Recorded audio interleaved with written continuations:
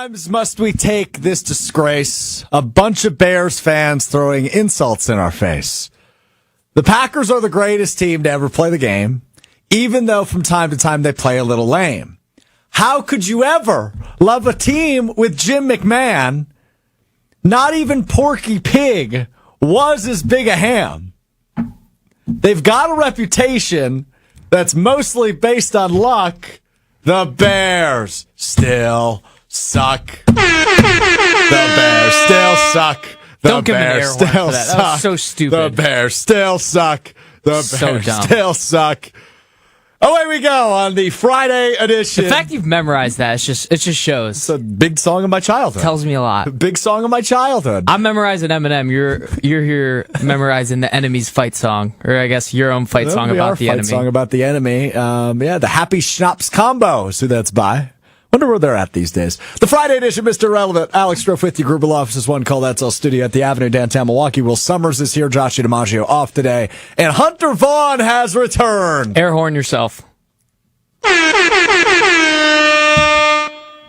glad to be back. Hunter, welcome back. Where were you? My wife and I, along with my sister-in-law and mother-in-law, we went down to Disney World for the Disney Christmas stuff. Highly recommend. It was great. Disney theme parks already really good, but then the Christmas stuff even better. I have a question. Will also has a question. You go first, because I don't have a question, but I want to ask one. Okay. My question is, and I don't mean this in a rude way. Are you a Disney adult? Are you defined as a Disney adult? I mean, in the last 3 years, my wife and I have gone to Disney World and Disneyland now, so yeah, I guess I am. Okay, Will, go ahead. What was your favorite part? I think for the we did the Mickey's Christmas party at Magic Kingdom one of the nights. Oh, I bet that was lit. Oh, it was. Is there booze at these things? Not in Magic Kingdom for that, but Epcot does, and then they do a holiday food festival. So I ate and drank around the world. Started in Canada, had a cranberry wine, and then went to France and had a mulled wine. So are people just getting messed up and like walking around Disney World? Is that how this works? I mean, if you're drinking that much with one, how little they give you, and two, how much it costs, I mean, you've got a ton of money. But, I mean, people are having a good time in Epcot. So Magic Kingdom is the dry campus. Correct. Yes. I'm not going there. Okay. Stay away from Magic Kingdom. That's what I wrote down. I'm getting ready for a trip just in case I end up down there. You going to Disney soon? Potentially. You never know. Okay. I mean, I enjoy theme parks, and Disney, like, they do it better than anybody else with the theming and everything. And then you add in the Christmas stuff that they add on top of that, and it was just next level. We had people asking about you. Lots of people are chiming in right now on YouTube. Hunter's alive. Hunter's alive. People were worried about you. I guess I didn't know if your trip was public, so I didn't want to say it until you were back. But Hunter back. He was at Disney World. Good to have Hunter back. I had a Packers Bears coming up Sunday at Lambeau Field. The Bears 9-3. The Packers 8-3-1. It is rivalry week. The first of two matchups between these two teams within 13 days. The Packers will go back to Chicago in 13 days from Sunday on December 20th. That's that Saturday game. It will be a Saturday night showdown in Chicago. And I don't want to say it's effectively the division on the line the next 3 weeks, but effectively the division's on the line the next 3 weeks. If the Packers win on Sunday, they overtake the Bears for first place in the NFC North. If the Bears win on Sunday, which I don't think will happen, they will extend their lead in the NFC North with only a few games to go, 4 games after Sunday.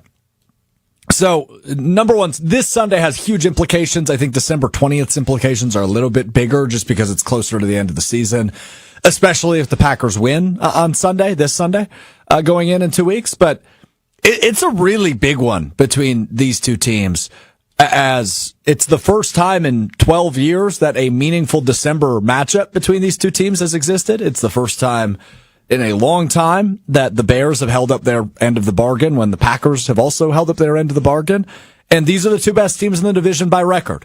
Obviously a big win yesterday for Detroit over Dallas on Thursday Night Football. Sorry, Hunter. But so they're still alive, Detroit is, but the NFC's murky right now. The next couple of weeks, going to be really crucial to figure out who is alive and able to make the postseason out of the NFC. But the Packers and Bears certainly in good position. Yeah, especially down the stretch. No team really has an easy game. Like, who do the Packers play their last 5 games? They got the Bears twice, the Ravens, the Broncos, and then who's the one I'm missing? Or is that it? The Vikings. The Vikings. Yeah, okay, Vikings so I mean, but the Bears have one bye game too, and that's against the Browns, which isn't even a bye game. So that just magnifies. There you go. Magnifies the effect of these games. That like the head-to-head, none of the other games are guaranteed. So these just mean so much more in the division, especially since the Bears played the Lions at the end of the year, who they lost by like 100 points to in week 2. Mm-hmm. So we will certainly see, and Detroit likely going to be fighting for their life at that point. So it makes for a fun stretch here for both of these teams. But obviously, it all starts Sunday. The Packers are 6.5-point favorites at home with the way they've been playing, and frankly, I'm super encouraged about the Packers' offense. The way they've turned a corner seemingly since those back-to-back losses to Carolina and Philadelphia, where they couldn't score points. And granted, you lose Tucker Kraft, that's going to hurt your offense. But it seems like Matt LaFleur maybe has turned a corner in terms of his play calling, trusting Jordan Love. And that's not to say he didn't trust Jordan Love. I think there's always been trust there. But like all good things, trust takes time. And a lot of like Matt LaFleur, we're trying to figure out exactly how good Jordan Love is. I think he's proven this season he's that dude. Like he has the ability to be a very, very, very good quarterback in the National Football League, does Jordan Love. And that was proven on Thanksgiving again. That was proven a little bit against the Vikings, obviously dealing with the shoulder injury. And the game plan they had in that game was just dominate time of possession, run the football, and it worked to perfection. So curious to see what the game plan is on Sunday, but I would imagine the ball is in Jordan Love's hands quite a bit, which it should be. It should be at this point, given the way he is playing as of late. And he could play his way right back into the MVP conversation after Dak Prescott does not have a very good game last night against Detroit. It seems like it's a 2-horse race with Stafford and May, but if Love continues to play the way he's played the last few weeks, he'll be right back in the MVP conversation, which is encouraging for a guy in year 3 as a starter. Do we both agree 6.5 is way too many points? I think it's disrespectful, but I wouldn't be shocked if the Packers won by a touchdown. Really? I think it is disrespectful given the way the Bears are playing, but I think the Packers are playing their best ball too. I would consider like 6.5 makes me think this game's going to be a blowout. And I just don't see that happening in any way, shape, or form. Well, if you take a look at last week, right, like Thursday, Thanksgiving between the Lions and the Packers, the Packers had a significant lead for most of that game. They were up by 10 points for most of it. Obviously, a late field goal pulled it within 7, and that would be covering your hypothetical 6.5. That would be in this Bears game. So if the Packers are riding a decent lead throughout and are able to keep it between 7 and 10, that wouldn't shock me. I guess I get that the home spread is like the 3.5 given already, so technically it is just a little bit over a field goal. But I would have expected it to be like 4.5 maybe, which is a weird hook, but something around that. You don't think that there's anything to do with maybe other Bears fans thinking like you will, and Chicago being the market size it is when it comes to betting, that the sports books would then be saying, hey, let's try and get as many of those people in that ginormous market to put money on their team to try and get that money. Well, that's the thing about me. You know, everything that I say on the show is with the utmost journalistic integrity. So that's not coming from me as a fan. That's coming from me as an analyst. Yeah, that's you. Oh, okay. Yeah. And also, there's a tax in Chicago now, so people don't want to bet there. There's like a 50% tax with every... Is that true? Yes. Or not 50%, like 50 cents or something like that. Oh. I forget what the percentage is, but there's some sort of tax where people are up in arms about it. So when you go home, because you're from Illinois, when you go see your parents, are you gambling? Yes, a lot. And you're paying the tax happily? Yes. Okay, got it. Sometimes they'll like waive it. Yes, a lot. If you deposit and then just place the bet with the deposit right away, they'll waive it. But if you have like funds left over in there and you want to place a new bet, they will not waive it and you'll have to pay the tax. The Packers, 6.5 points. It still says on our friends at Potawatomi Sportsbook. Bet above the rest at Potawatomi Casino Hotel. Over on DraftKings, they are 7-point favorites on the ESPN website right now. So line's moved a little bit there. So we will see. But I think, yes, it's a high point spread because, frankly, Will, I think Vegas still doesn't trust the Bears. And I don't know that they should. Obviously, they've won 9 of their last 10 games. Obviously, they have the best record in the NFC or tied for the best record, but the number 1 seed as it stands in the NFC at 9-3. But have they done anything? And frankly, I don't mean this. This is almost my Jim Rutledge-esque respectful Bears give me conversation. The respectfully. Even though you're technically punching up now, right? We'll talk on Monday. But I guess aside from the Eagles game, are these wins convincing? Because I would vote no. I've watched probably 5 or 6 Bears games this year, and I don't know that I've been super convinced that, like, whoa, they're a heavy hitter in the NFC, despite the 9-3 record. All right, here's the thing. Well, like I said the other day, like, wins in the NFL are never guaranteed. You know this because, what did you say? You, like, almost guaranteed a win for the Packers against the Browns. Yeah, I got. You said close. It would be an easy win. I believe that. I said what. I was sitting in this chair hosting Green Bay Game Day with our buddy Brian Balaga, and I said what should be a cakewalk, and he got very upset with me, rightfully so, because they ended up losing that game. So yeah, there's that. But I also think like the odds makers in Vegas look at the fact that the Bears don't have a good defense. Like they've had an incredible amount of injuries. They give up a lot of yards. Like their passing defense is about as good as the Steelers, who's near bottom of the league. But they have all these takeaways. They're 8-0. This is a crazy stat. 8-0 this season. 8 of their 9 wins are when they have 2 or more takeaways, which is like such an improbability to have that many takeaways with that bad of a defense. Mm-hmm. So I think that's why the odds makers hate it. But the culture change with Ben Johnson has been like around the entire team has changed everything, the way they think. And I mean, if you're doing it 8 out of your 9 wins, you're getting 2+ turnovers. That's not a coincidence anymore. Yeah, I agree with you on that. And there's reason to believe that they could be as good as they are perceived. They're second in rushing, like since week 4. Yeah, they can run the ball really well. Like on first and second down, they run the ball better than anybody in the league. Let me do this. Let me say the positives about the Bears, okay? Their head coach is for real. Ben Johnson's for real. There's no doubt in my mind about that. This is respectful. See, I'm not going to be a little turd and be... It makes it more disrespectful that you keep saying respectful.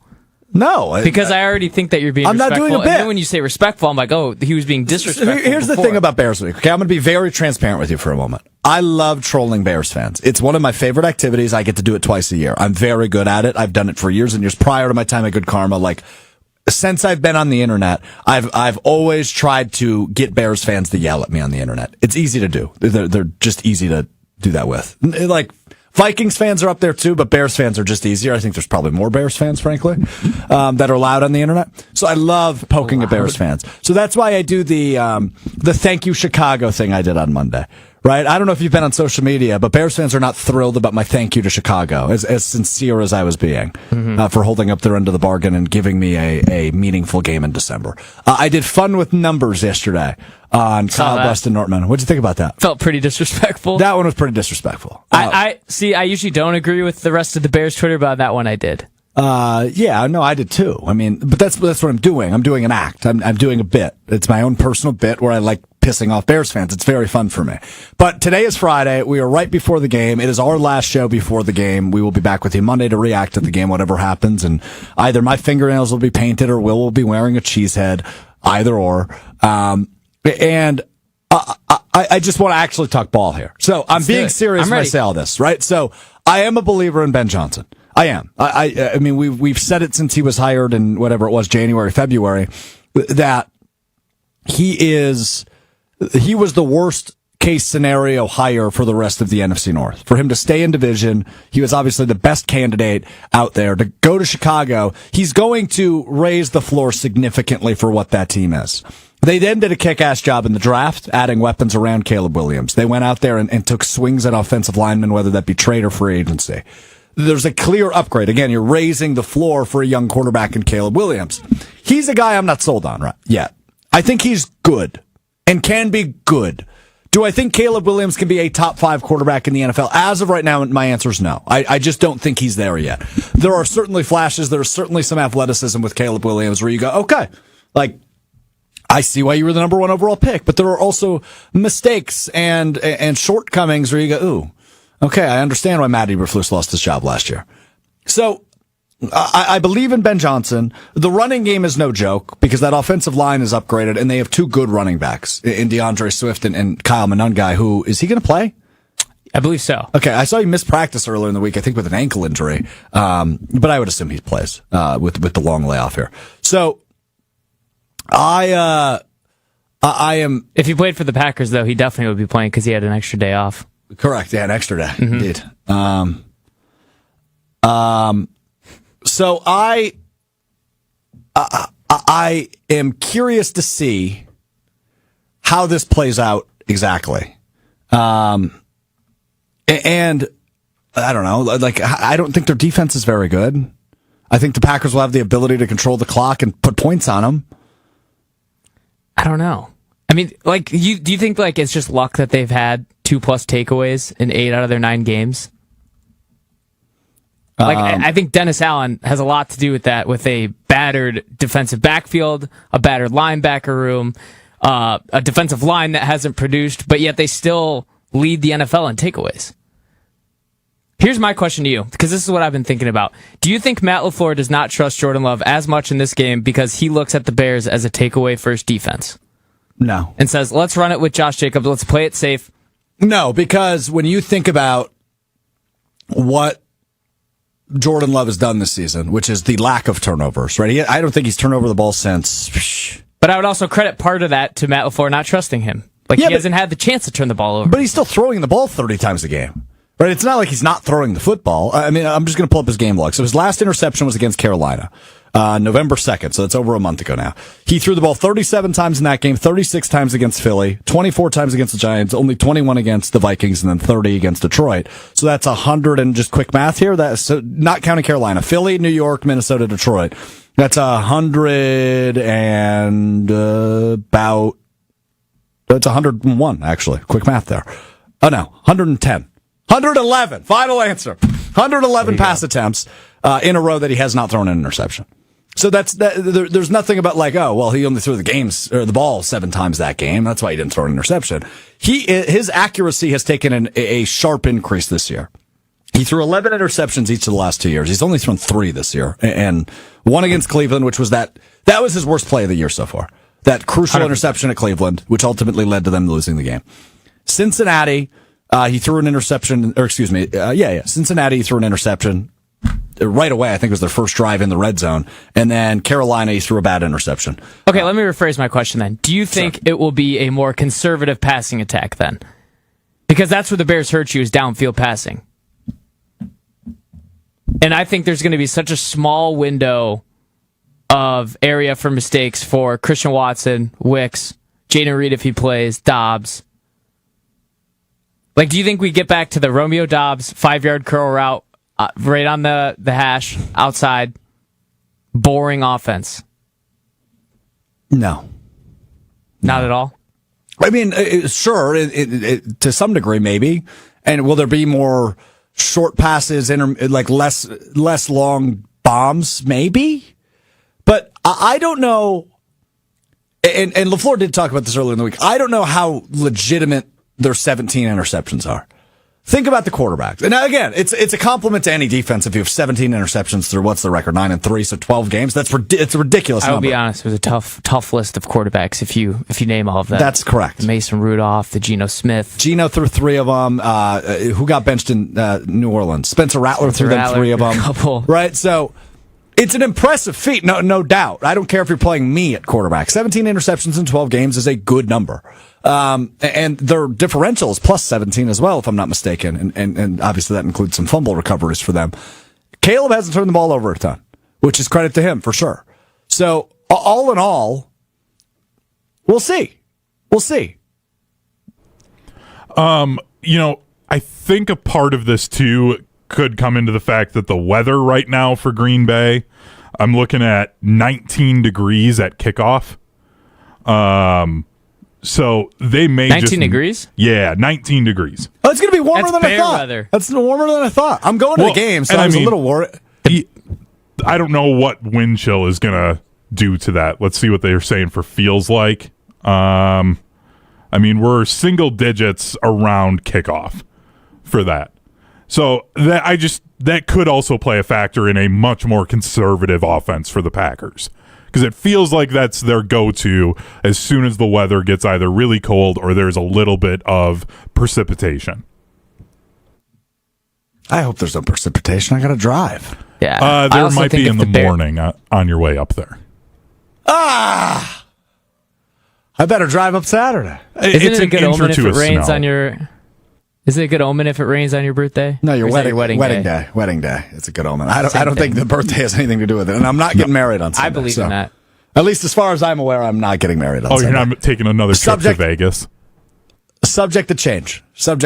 No, just to Green Bay. I don't know if there's a tiny chapel in Green Bay or not. Eloping? Yeah.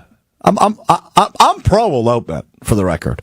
I don't know if I'll do it, but I am for eloping. If anybody chooses to do that, absolutely no judgment for me. What is eloping again? It means you go away, just you two, and you go get married, effectively. Isn't that just getting married? Well, no. Sorta. But it's not like formal or not in a chapel. Like you're going to Vegas and getting married. That would be an elopement, yes. Okay. Yes. So that's what I'm going to do. It means you go away from your home, first off. So, you're not going up the street to the chapel. There's not people in attendance. It's a private ceremony in a different city or state or country. That's eloping. Would you do that? Yeah. Yeah. If I get married. You wouldn't want DTM there? We'll have a reception after. Like a separate party. So you would do the elopement and then I don't the want to following make week people do go to the reception. ceremony because the ceremony's boring. Like, let's just be honest. It can be. Yeah. It is. No, It's you need so a boring. good. You need a good pastor doing it. Yeah, he's the married one. So did you get married in a church, Hunter?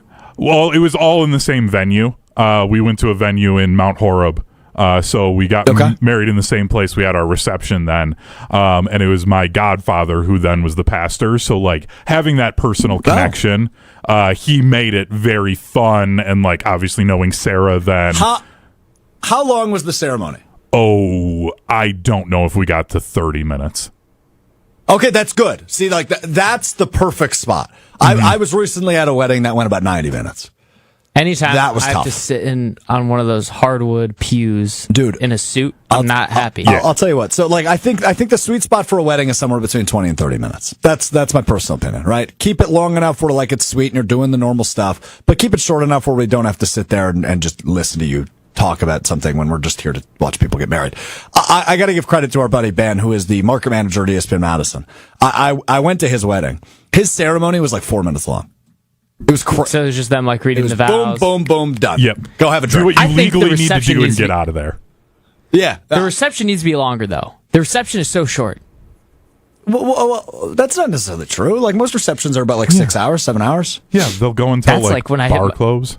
That's when I start to peak, 6 hours in. You got to pregame the wedding then. Yeah. That's what you have to do going forward. Once I get to midnight, I'm this is awesome. And then someone's we got to go home. And I'm very upset. I get very sad. All right, I want to hear from Micah Parsons because this guy is a freaking maniac, and we've given him so much credit on the show. Props to us for what he has brought to the Green Bay Packers. I did the mini pod on Friday after Thanksgiving just to do 3 players that stuck out in the Packers-Lions game. Obviously, the biggest one was Micah Parsons with 2.5 sacks. I am so fascinated by this addition and what he brings to this Packers defense. Now listen to him speak because it's even more fascinating. Micah Parsons yesterday. You know me, I believe in having my, rivalries are for the people. It's for the fans. For me, it's just going out there, just dominating. I just don't like him just because, I just see the disrespect that comes with things, and that's why I say I play for respect. When you know how to earn someone's respect, is beating.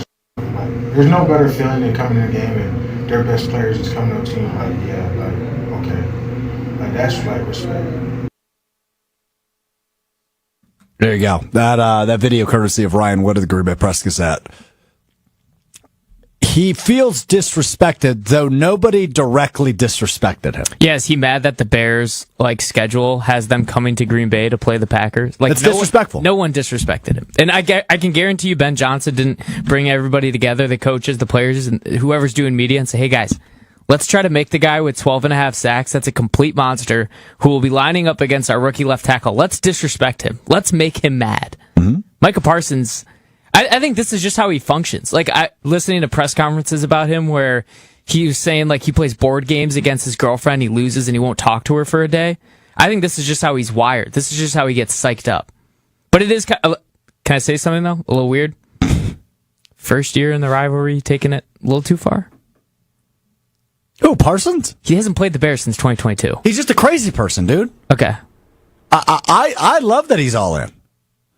What's wrong with that? Well, he's acting like he has this like personal vendetta against the Bears. He should. He hasn't played them as a member of the Packers. It's a first place game on Sunday. He should have a personal this vendetta. He did this as a rookie with New York and Washington. He was a Pennsylvania kid, so like the Eagles was a different thing. But he was like this in Dallas too. He is just a lunatic. He's a crazy person. Like yes. So this is just who he is. There's nothing more to it. Will like he's crazy. I have no other words for it. I was listening to Jeff Halfley, who met with the media yesterday afternoon. And you guys, I've talked about this before. I'm just kind of a dork. People are calling Josh the nerd in the chat, which is accurate. He's much nerdier than I am, but a nerdy part of my life as a Packers fan. And it helps for work, I guess, because I'm about to bring up an anecdote from it. But like, I just do it because I love listening to guys talk ball. I often listen to the coordinator and head coach press conferences. It's just what I do. After every Packers game, I go to bed while watching the Matt LaFleur press conference. I listened to Jeff Halfley yesterday afternoon, and one of the first questions he was asked was about this quote from Micah Parsons. It was about him talking about how he feels disrespected. And Halfley just laughed, and he said, yeah, I don't know who in their right mind would disrespect Micah Parsons. He's one of the best football players in the league. And then he went on to say, I just hope he gets to a really, really dark place on Sunday. I think he's trying. I think this all stems from Ben Johnson saying he respects the Packers defense. And Micah doesn't like that. He doesn't like to get comfortable. He doesn't like to feel like he's doing a good job. He's got to get angry. Is this almost like method acting? Yes. That's why it's weird. It's kind of weird. What was it? Heath Ledger who played the Joker in The Dark Knight? You made a movie reference. That's the upset of the century. I'm so proud of you right now, Strouf. Although that's not really like. Have you ever seen the movie? Yeah, okay. Several times. Okay. One of the greatest movies of all time, I would argue. Nice. The Dark Knight with Heath Ledger, God bless his soul. But he method acted the Joker. He like really got into character, and this is almost what it seems like for Micah Parsons. He's getting into Joker mode. Yeah, sorry. Are you just so blown away? I made a correct movie reference? I didn't know Heath Ledger passed away, so I had to look that up. He died shortly after The Dark Knight came out. Yeah, I didn't know that. It was literally they were finishing up filming. Like they had to cut out a scene. It hadn't even come out yet? Yeah. I also love him in 10 Things I Love About You, but it's 10 Things I Hate About You. Because I was watching the spinoff. It is 10 Things I Hate About You. Yeah, no, there's a spinoff like the Hunger Games. There's the Hangover games. He was in a lot of movies. Yeah. Brokeback Mountain. You ever see that? Yeah. Wait, no, I haven't, but I know about it. I don't know Monsters Ball. I don't know A Knight's Tale, but I've obviously A Knight's Tale, very good. Monsters Ball won Best Picture, I believe, when that came out. So yeah, he was very good. Okay. Knowing our ADD brains, there we go. We're just completely off topic after I make a really good movie analogy. That threw me through a loop. I needed a second. Yeah, I'm so sorry. With your movie analogy, though, and the same character, method acting can go the opposite direction, because Jared Leto tried to method act as the Joker in the Suicide Squad, went very poorly, made a bunch of his co-stars very uncomfortable, and like had a lot of issues on set then because of it. So Micah could be trying to method act, and it could go the other way and start to rub his teammates the wrong way because they're just trying to do their job. Like I know, I'm just saying that is also an issue with method acting. If we're going to go off of your Green Bay, who in Green Bay is going to get rubbed the wrong way by a guy with 12.5 sacks? I am just saying that method acting, if you're going to use that analogy, can also go the opposite direction. He just might be nuts. He probably is. You probably have to be nuts to be as good as he is. Yes. That's like we talk about it often. I imagine in every career path, the best of the best are crazy people. That's what's like. Imagine Aaron Donald, like who is a guy of. I mean, Aaron Donald was a physical freak, but he has a similar stature to Micah Parsons. Imagine him with this mindset. Yeah. Aaron Donald's a nice guy. Like, there's nothing scarier than a guy who is built like Micah Parsons, A. B is wearing the number 1. I can't explain why, but he's so much damn faster when he wears that number 1 versus the sticks, 11. And then you just have a killer, not just a killer mindset, but you just convince yourself that everyone's out to get you. Hunter, I'm giving you a producer duty. I don't know how you're going to do this. Oh, I just took a picture. Yeah, what was that? Somebody just walked up to the glass and took a selfie with me. I don't know how we're going to find this photo, He's with he's with his kid, I assume. They're now playing the crane machine. But I would like to see that photo at some point. They don't post it anywhere. Kind of hurt they didn't want one with me. Well, you're not a star yet. Yeah, though. that's fair. I'm having a good hair day today too. That's too bad. I know. Okay, I'll try and figure out how to make that happen. Can you? Yeah, Hunter, you just take a picture of me, okay? Just on your computer screen. Nah, or I'm something. good.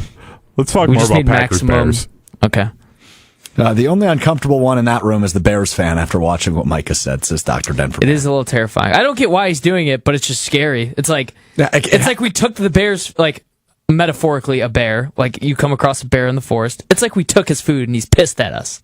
We didn't take anything. He's we respected mad, him. He's We're mad trying on the to schedule. walk around the bear. We're not trying to get attacked by the bear. We're trying to not wake him up. We're trying to not upset him. But for some reason, he's awake and he acts like we just took all of his cheese or something and he's really pissed off at us. It's a weird analogy to make with bears and cheese, but it's just first thing that came to my mind. Nice job. Thank you. I thought you landed the plane. Okay. Yeah, it's awesome. He's a Green Bay Packer, man. It's still taking some getting used to be honest with you, because who the hell is this unbelievably efficient pass rusher that they just desperately needed a year ago? So you don't feel any pressure, like to win this game, to win the North. I mean, of course After there's making pressure. that move. Of course there's pressure. Like if There's Super Bowl expectations in Green Bay. Of course there's pressure. if you didn't trade for him, would you feel less pressure? I don't know. I probably not, because the Bears are good and you're good, and it's a big time matchup. It's fun. It is fun. Is there nerves surrounding it? Of course there is. I'm nervous. I'm nervous too. I'm not nervous of the Bears. I'm nervous of the Packers under-delivering like they've done this year. I'm nervous because I'm going to feel that feeling I've felt 100 times in my life, where the Bears lose to the Packers and I have to be surrounded by a Packers fan or fans the next day, and it is the worst feeling on planet Earth. You just go right back to square one. It's that feeling. Yeah. Sorry to hear that. I mean, it could be worse, and your team could not play them very much, and then they choke in the playoffs against them. Like that, I get that sucks, Will, but there are worse levels to it. You could be way more miserable we might after choke. a playoff loss. There's a chance, scratch this from the record after I say it, that the Bears could blow the NFC North and the NFC, and then that might be worse than anything. And then they play the Packers in the first round of the playoffs. Oof. That 0-3 to them? That would... Scratch that from the record, by the way. No. Keep that on the record. Keep that on the We're record. saving that. Yeah, Josh, you mentioned that the other day. I would love to see these two teams in the playoffs again. It'd be so fun. The last time was 2010 NFC Championship game. Yeah. And that was a pretty fun day for me. Good thing I don't remember it. Why don't you remember it? It was 8. So? I have memories of watching football when I was 8. I don't. I was more consumed by other things when I was 8. What were you consumed by? Eating popsicles, playing video games. Normal 8-year-old things. What video football? games? Not Randall Cobb. Need more. Not Randall Cobb. Need more details. I think it was like, what was it called? It was like one of those, I know Strouf plays, he's going to get excited, like the cool math games, like the Fireboy and Lava Girl or something like that. Yeah, that one. Absolutely. Nice. One of those. Yeah, I played that. Eating some popsicles. Sucking my thumb. Why popsicles? I liked popsicles. We had a big, like, 300-pack. It wasn't like the icy popsicle- pops? Yeah, the icy pops. That's what they're called. Yeah, Those things were good. Dude, those Yeah. things hit different in the middle of July. Go and get those out of the garage freezer. Grape, favorite flavor. I'm realizing we lose even more track of the show when Josh isn't here. Yep. Which You asked me what I was doing when I was 8. yeah, that was my fault. I never give credit to Josh, but he keeps us on track. Actually, I think You don't. He does sometimes. he gives himself enough credit around here. Until somebody walks. He's off today, and he's still tweeting at Dan Orlovsky, being like, "Welcome to the Jordan Love MVP Club. You're a little late, work, but Josh. we're happy to have you." Yeah, he's off today, and he's doing that. He's pretty on Good work, track until Josh. somebody that peeks his eye walks across this glass behind us. Then Okay, it's- just because Josh anything can isn't happen. here doesn't mean you have to try and use big words here. Peeks? His eye. I mean, one, you didn't use that correctly. Piques his interest. Yeah, there you go. There it is. I don't think that's a big word. I mean, it's not a big word. No, It's but you were one trying syllable. to sound intelligent by saying that. He was. Yeah, and he is an intelligent guy. All right, we will get to game picks in a moment, because I want to hit Marquette, Wisconsin coming up tomorrow, what we missed, a little college basketball conversation, because we've got the hoops heads on the show today, the three of us. So we will get to that and what we missed. We will get to NFL picks in a moment. But before we do that, let's just do a little exercise, me and you, Will. Okay. What makes you most confident in the Chicago Bears on Sunday? Their running offense, their offensive line. Wait, can I just name one? Or this is all collectively one, but I guess the running offense. Okay. The trenches, they have the offensive linemen to do it. Micah Parsons, if they can run the ball well, they can limit his impact on the game. I read something the other day that really got me. This is what flipped me, what made me real confident. I'm still undecided on who I'm going to pick yet. Well, you're going to have to make that decision about 5 minutes. Yeah, till it comes.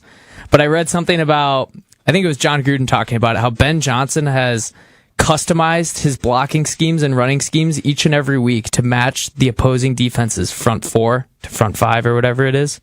And I was like, I'm in on that. So he made adjustments? Yeah, and then there was a montage of just a bunch of cool guys pulling and blocking and stuff. Just blowing up linebackers, explaining how easy it is for them to get to the second level. So I'm confident in the running game, to answer your question. Most confident in the running game. As a fan base, do you have to be excited that your head coach is actually making offensive adjustments? I mean, you tell me. Your defensive coordinator used to be our head coach, and how many points did he give up last night? Oh, yeah. No, I know. Fair point. Look, fair comeback. No, it wasn't a comeback. I'm commiserating with you, Hunter. Yes. Oh, I know. I came from that school. I know. That's the thing. Will and I know it well. This is not a new thing for me. And I just need to remind everyone of just that's where we're at with the Bears fan base. It sucks. Yeah. And the culture is incredible now. They've never had culture before. Not in a long time. No, not in a very long time. Not in a long time. Not that I can remember, really. Yeah. There's a bunch of names of coaches that I'm not allowed to say. Lovie Smith? No, he was a good one. Okay. But there's a Canadian one that came from the Canadian League who was just so god awful that no one says his name. What's his name? Just whisper it. His initials are MT. Can you guess it? Oh, yeah. Is it Marty? First name Mark. Mark Trestman. Thank you. Thank you. I don't say his name. Okay, he's that bad of a coach. Okay, who else do I have in there? John Fox was there. Yeah. He was horrible. In Chicago, he certainly was. Yeah. Nagy was horrendous towards the end of his tenure. He was. Yep. Went back to Kansas City and doing just fine there, though. And then Will, were you old enough for the Mike Martz as the OC era? That would have been. Nah, I don't think so. Yeah, because you were 7 or 8 then. Because that was when they traded Greg Olson because they wanted blocking tight ends, so they sent him to Carolina. Yeah, that was a good time. Yeah, I don't remember that. No. I remember Shane Waldron. He was horrible. Mm-hmm. We've come a long way. So the fact that our coach is making adjustments and focusing on the run game, which struggled the first 2 weeks, that's our biggest strength right now. It's what I'm most proud of. Okay, what are you worried about? I'm worried that the run will not work. And then it's Micah Parsons' time, and Caleb Williams has to throw the ball. Here's the thing about Caleb Williams, too. Over the middle, he's a pretty good passer, right? He can throw the ball over the middle. He can duck it in between the linebackers, and the Packers linebackers aren't phenomenal in pass coverage, but they're all right? The thing that he can't do is throw the ball outside the hash marks, deep out routes, those long go routes that Luther Burden will run. He can't hit those, simply. And I'm worried that if the Bears fall quickly, they stall on offense. I think the Packers defense Packers offense and the Bears defense match up very well. I think they're just going to kind of butt heads for a little bit, and each is going to get their own swing on each other at one point or another.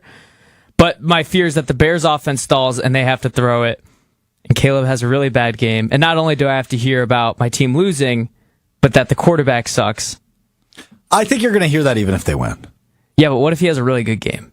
Then you probably his won't hear best as game much. of the year. Yeah, well, that's not going to happen. Honestly, I'm just going to tell you that right away. Spoiler alert. I'm a whirlwind of emotions right now. I can tell. I'm on both ends of the spectrum. I can tell. I think for Packer fans to not say that Caleb Williams sucks, he would have to go for nearly 500 yards and no turnovers. Yeah. Well, because somebody was going to pull out his calculator and just go to some random EPA DVOA stat. Yep. When wins are the only stat that matters, really. And Caleb Williams is, top 5 in the league in wins? Okay, we're not doing all that. I'm sorry, I just don't do stats. I'm not a stat guy. Ever since Caleb Williams has been putting up bad, DVOA, EPA, whatever, I don't pay attention. The thing I am the most confident in is 2 players. It's Jordan Love and Micah Parsons. I think the Packers have 2 field-tilting players. at the two most important positions. If they play anything near like they played last Thursday, they will win this game. The thing that worries me is nothing. The Packers will win. There, the end. I'm not participating in my own exercise. Time now for our Week 14. That was a low blow. You got me.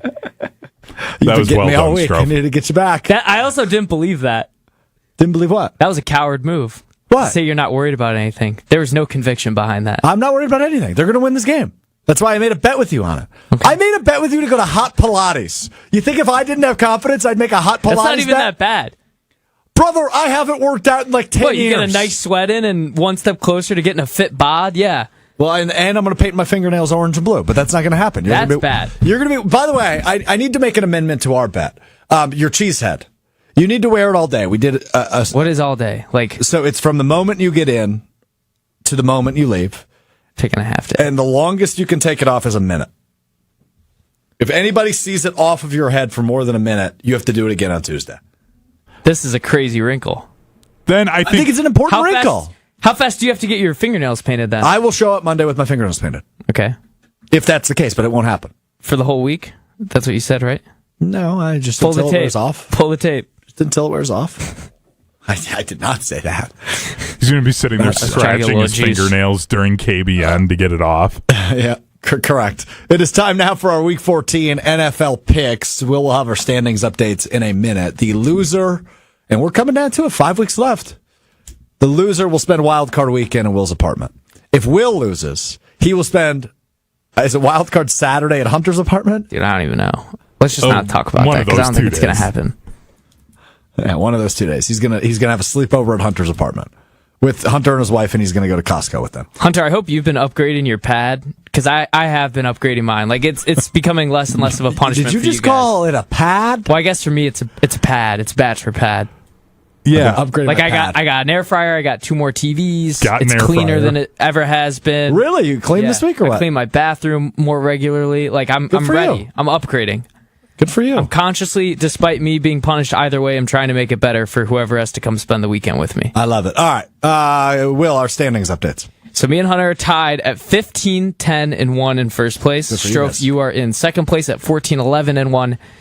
And Josh, the smart one, supposedly, in last place at 13, 12, and 1. So it's only a 1-game separation between me and Joshy, though. And also a 1-game separation between you, me, and Hunter. But we would do 2 a week, so technically it is just like 1 week. It's anybody's ball 1 game. week of picks. It's anybody's ball game right now. So with Josh in last place, he will go first. He has the Green Bay Packers beating the Chicago Bears, unsurprisingly. And he's picking the Jags at home over the Indianapolis Colts. The Colts 1.5-point favorites. Both of those teams 8-4. Another winner will take first place game in the NFL this week. The Jags will jump into first place of the AFC South with a win against Indianapolis, and that is what Joshy is picking to happen. He's got the Jags and the Packers. On to my picks in second place. I also have the Packers. I have the Packers winning. And my underdog is going to be one I am not very confident in. But I'm going to do it anyway. Give me 9 if he's back. And the Minnesota Vikings to beat the Washington Commanders. That game is in Minnesota. The Commanders are 1.5-point favorites. I've got the Packers and the Vikings this weekend. The Vikings, my underdog pick. All right, you guys are tied. So let's go to Hunter first. Hunter, Bears, Packers, and your underdog. I'm going to go the Packers. And my underdog, I've been really struggling. They've got to come through for me. I've picked them 3 times this year, and they have failed me every time. But I like the Jags to get the win at home. So Josh and Hunter in alignment this week. Packers, Jags for both of them. Will. Been going through a lot of thought. I see that. For my Bears-Packers prediction, I'm going to take the Packers because they had an extra day off. They had an extra day off. The Bears are practicing on Thanksgiving, and the Packers had the Bears primetime game off to watch it and get film. So I think that they have an unfair advantage. I think all the teams that play on Thanksgiving, the teams on Thanksgiving should have to play the other teams that played on Thanksgiving the next week, like last night where the Lions and the Cowboys play each other. This is your excuse? Yeah. An extra day of rest. The extra day off is going to kill them. Okay, hold on. I think I know what you're doing. You're doing a reverse jinx. And for my underdog, I'm going to pick the Chicago Bears. No. I think they come out and beat the brakes off the Packers. I think Kyle Monunga is going to run for 150. Swift's going to add in another 150. We're going to break the single season rushing yard record, or single game rushing yard record. It's the only time I'll allow it. Okay. No. I'm going to allow it. No, we can't allow this. Hunter, I just punted a game. What are you mad about? He's guaranteeing a 1-in-1 week. You guys all have a chance to go 2-0. I punted. This is dumb. I hate this. You're ruining the integrity of the game pick competition. How?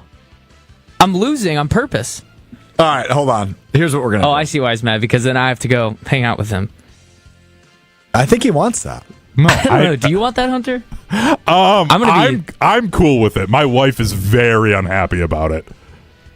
Let me tell you, if I have to do it, I'm going to be a pain. Here's what we're going to do. I'm going to give the YouTube chat 5 minutes to vote on this.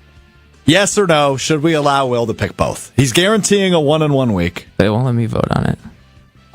And whatever the result is at 120, so in 4 minutes, that will be what we go with. If the MIA says you should be allowed to do it, we will allow you to take your 1-in-1 and punt on the week. If they say no, I need you to redo your picks. Okay. I haven't thought of a backup because I'm so sure of this pick, but okay, I can look. I like the creativity. We'll see if the MIA agrees. Okay, let's get to what we missed, because I have a couple of things I want to cover in that. And what we missed, of course, is presented by Door County Distillery, locally produced, handcrafted, award-winning spirits made locally in beautiful Door County. Gins, brandies, whiskeys, vodkas, rums, and more. They've got you covered for anything you got going on this holiday season. You can visit their website, doorcountydistillery.com. Find a bunch of festive holiday cocktail recipes. If you're having a, what's the Friendsgiving equivalent of Friends Christmas? Like a, what do they call that? White elephant party? Is that kind of the equivalent? Secret Santa. Secret Santa. If you're having one of those parties, do the festive cocktails. And Door County Distillery's got a bunch of them on their website. You should really try them out. And Door County Distillery, they're local, they're affordable, they are the best. Check out their website, doorcountydistillery.com. Okay, big one tomorrow in college basketball, but not as big as it typically is. And that is Wisconsin Marquette. It happens at the Kohl Center tomorrow for the Badgers and the Golden Eagles. Now, frankly, I've been to 3 Marquette games this year, and they are 1-2 in those games. 2-1 in those games. They beat Little Rock, they beat Valpo, they lost to Maryland. Put some respect on their name. Do they deserve it? I want to put some respect on their name, but they've been incredibly disappointing this year. They're 5-4 overall. They clearly don't have the basketball players they once did, right? Like last year, they had a Cam Jones, they had a David Joplin, they had a Stevie Mitchell. Yeah, that was the thing. It's like everybody that they have right now has never played in the role that they're required to for them to excel this year. So Chase Ross is their guy, and everybody knows that's my guy. That's my favorite player in college basketball. I love Chase Ross, but that's about it from a scoring perspective. Nigel James Jr., the freshman guard, has been awesome for them. Really fun player. He's going to be, and I said this a couple weeks ago, I legitimately think he will be Big East Player of the Year conversation the next 2 years. He's going to be an All-American one day. Yeah, like he's hopefully at Marquette. He's athletic, he's fast, he can score, he can defend. He's a really good freshman, and that's why he's starting and getting a bunch of minutes for Shaka Smart and company. The rest of the team, though, it's kind of I don't really know. Ben Gold has been inconsistent. Royce Parham, Zayd Lowry, been inconsistent. Caden Hamilton hasn't been the scorer that they anticipated him to be. He's averaging only 5 points a game. And on the other side of scoring, it's defense. Like, the defense has been incredibly bad throughout the start of the season so far. Like, especially with the bigs, like Caden Hamilton, Royce Parham, Ben Gold, like you mentioned, just so out of position, can't communicate with the guards on switches and stuff like that. And they were making guys on Valpo look like they belonged in the NBA. It was incredible. Like, you had a D2 transfer just hitting fadeaway jumpers right in Ben Gold's face. Like, and the weird thing is, the Shaka Smart, before the season started, said this is his most athletic, fast, and quick team that he's ever had. So you would think, okay, they're just going to rely on their defense now that they lost those top 3 scores. But in turn, that's actually their biggest weakness this year. Yeah. And you can hear Will on Marquette College Game Day this season. That's an informed fella right there. Mm-hmm. Including tomorrow starting at what time? 11:30.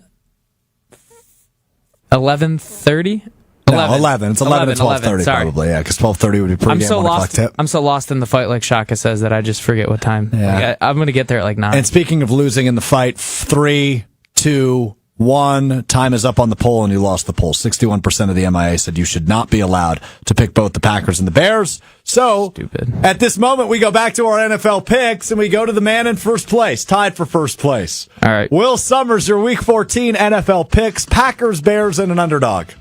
I'm just going to go with the first game I see. Give me the Texans, underdogs. I hate this game. On the road, in Arrowhead against the Chiefs. This is the worst game, but give it to me. Whatever. Like, as I was reading it, it got worse and worse. And are you picking Packers or Bears? You got to pick Bears, right? Bears, yeah. If you're not going to let me do that. Now, this graphic's going to be so good now.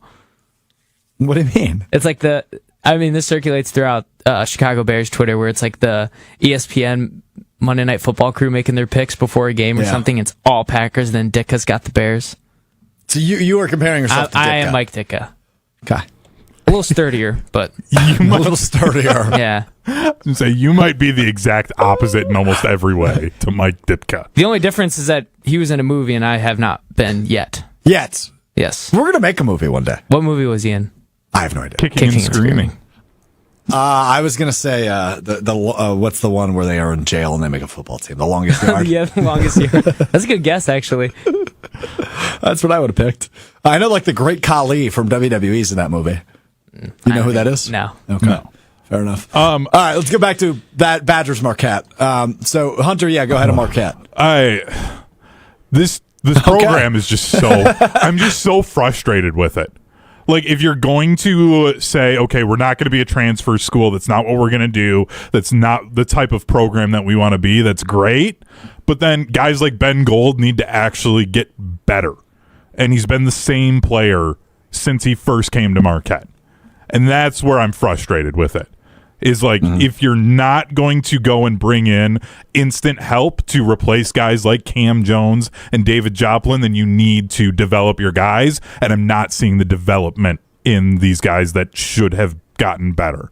And I'm really getting frustrated with the way that things are going at Marquette. And Shaka's got to either turn it around this year or turn it around next year, or we might have to start having some conversations about the future head coach of Marquette and what that's going to look like. Yeah, and I'll talk about it a little bit more tomorrow, but I think Shaka has like this misconception that with every transfer portal player, there's like this disloyalty that they'll, jump ship and leave their school, especially when it's not a player that's coming from like a smaller school, like Cole that came from George Mason or whatever it was, William and Mary to Marquette. But I think there's still like that brand of once they get to Marquette and see what you're all about, you can still instill that loyalty into the team, even though they might be coming from another program. But Marquette's the only team that still does that. And even you look at like the transfers that they did get, it was Kolick and I think Omax was a transfer too. And those have been two very impactful players they've had in the past 5 to 7 years that have contributed greatly to their success. Yeah, we talked a lot about that with Shaka in our ESPN Wisconsin Coaches Week sit down from a couple of weeks ago, which you can still find on the ESPN Milwaukee YouTube page. I should probably upload that as in the Irrelevant feed. I haven't done that yet, so you'll get your Coaches Week special in the Irrelevant feed. I'll upload that for tomorrow. My conversations with Doug Gottlieb, which there's another clip recirculating from that today after he threw a chair last night in a blown lead at home against Robert Morris in the Horizon League opener. Who could have seen that coming? Well, Gottlieb was telling me the story, and that's the clip you could find on my Instagram at Strouf ESPN and at ESPN Milwaukee on Instagram.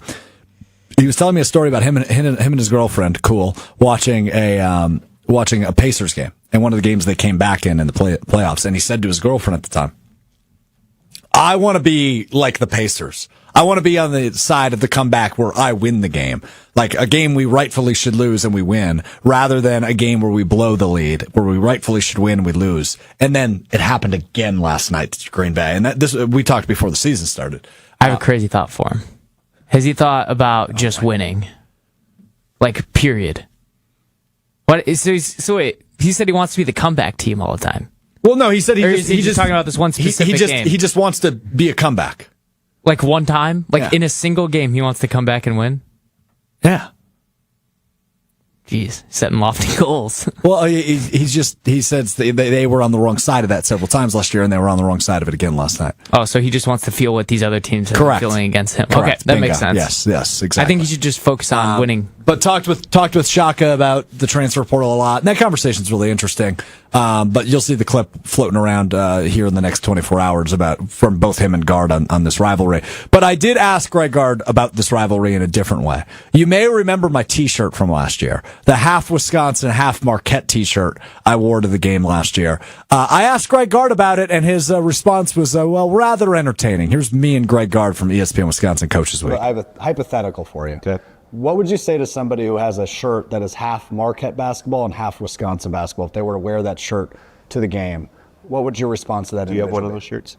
I will save that answer until you answer. I would say it's. Well, you're gonna leave happy, no matter what that day, right? Half of you will be happy.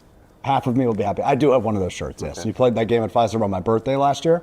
Okay. And my girlfriend stitched together 2 shirts for me because I root for everybody, and I thought it was a better shirt. You're not a graduate of both. I am a graduate of Stevens Point.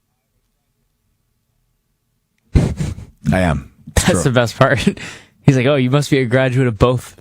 Actually, neither. Yeah, he thinks I have double degrees. Yeah. No, neither. You have half of one. No, and then I went on to tell him I was a big fan of Dick Bennett, and then we talked about Dick Bennett for a while, so that was part of our conversation. But any takeaways from Greg Gard's response? I think he held back. I think he wanted to say mean things, and he didn't. Yeah, it also makes me question how much the rival. I've always been curious. Does the rivalry mean more to one team more than the other? The rivalry, does it mean more to Marquette than it does Wisconsin? Yes. And that's the way it seems, and that was my biggest takeaway, confirming that thought. The answer is definitely. Now, don't get me wrong. Greg Gard gets up for it. I mean, I think it's a huge in-state game every year. I mean, Shaka's from the Madison area. Yeah, he's from Oregon.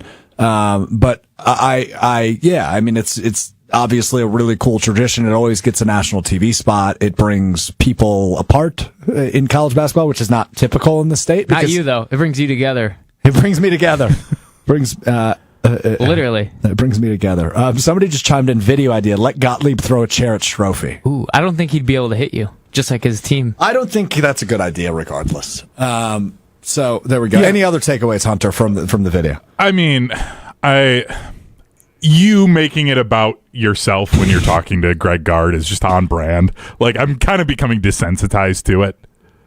Well, yeah. I mean, I thought it was a fun way rather than the same question I ask him every year, which is, why does this rivalry mean so much to you? I thought it was a fun, different way to talk about Marquette, Wisconsin, because I did an attention-seeking thing last year. I like how you mentioned it was on your birthday, too.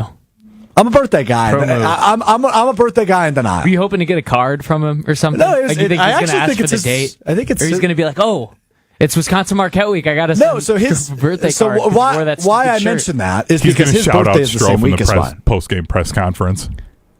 We missed it on Wednesday, but it was Greg Gard's birthday on Wednesday. So his birthday is always the week. So now you're definitely not getting one if you forgot his birthday. Oh, no, I'm not getting one, yeah. I'm not getting Bad friend. So it was his birthday, and Wednesday was the night they played Northwestern, so he got a win on his birthday. So happy birthday to Greg Gard. I hope you don't get a win on your birthday. I'll get a win. I'll get a half a win. I root for both. I'm both a Badgers and a Marquette fan. I don't know about the game on Sunday. Oh, yeah. My birthday's your on actual Sunday birthday. Yeah, my birthday's on Sunday this year. I'll get a win. I'm really be cold, quick before we go, just because I was looking back through some of the chat here, and I saw a fan ask about the Badgers football signing day.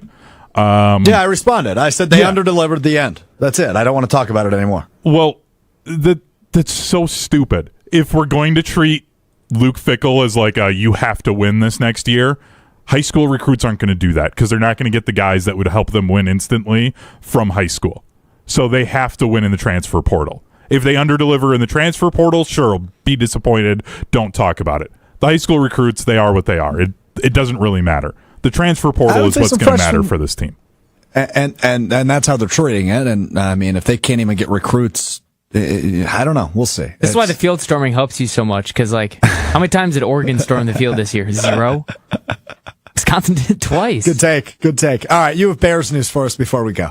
Rome Odunze has been ruled out for Sunday's game. Uh-oh. I might change. Can I change my pick now? Like No. the off day, like No. everything is stacked against the Bears right now. Like there's no reason the Packers should lose. Enjoy Lose. Packers Bears. Enjoy Wisconsin Marquette tomorrow. Will with you beginning at 11 o'clock tomorrow on ESPN Milwaukee and ESPN Madison, live from the Potawatomi Sportsbook on, are we calling it Marquette, Wisconsin College Game Day? Just Marquette College Game Day. Oh, we're not changing the name of the show?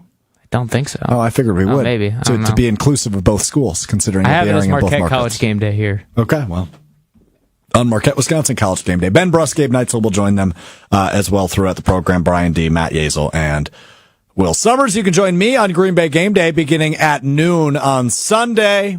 Courtney Cronin's going to join us in person, as well as Jason Wilde, and of course Rob Domofsky will join me and Gabe Neitzel throughout the program on Sunday. But Courtney Cronin in person, looking forward to having her on the program to get the Bears' perspective on things. We'll be without Roma Dunze, but it sounds like TJ Edwards will go here in Wisconsin, back in Wisconsin for him. All right, that does it for us today. Enjoy the weekend. We're back with you Monday to pay off our bets and react to all things Packers Bears. We will talk to you then. Peace.